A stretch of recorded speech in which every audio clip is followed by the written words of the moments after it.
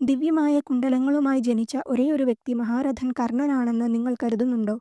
എന്നാൽ അഞ്ജനാപുത്രൻ ഹനുമാൻ സ്വാമിക്കും ജന്മനാ കുണ്ഡലങ്ങളുണ്ടായിരുന്നു.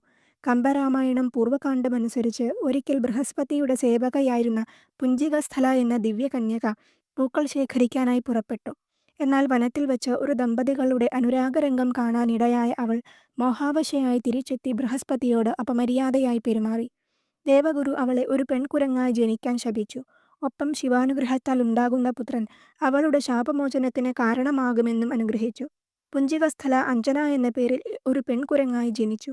ശേഷം കേസരി എന്ന വാനരശ്രേഷ്ഠനെ വിവാഹം ചെയ്തു. അവൾ ശിവപുത്രന് വേണ്ടി ശിവഭഗവാനെ തപസ്സു ചെയ്യാൻ ആരംഭിച്ചു. അതേസമയം വാനരന്മാരായി വനത്തിൽ കേളികളാടിയിരുന്ന ശിവപാർവതിമാർ ഒരു രുദ്രാംശത്തിന് ജന്മം നൽകി. ശിവപാർവതിമാർ ആ ചൈതന്യത്തെ അഞ്ജനയുടെ ശരീരത്തിലേക്ക് പകർന്നു നൽകി അനുഗ്രഹിച്ചു.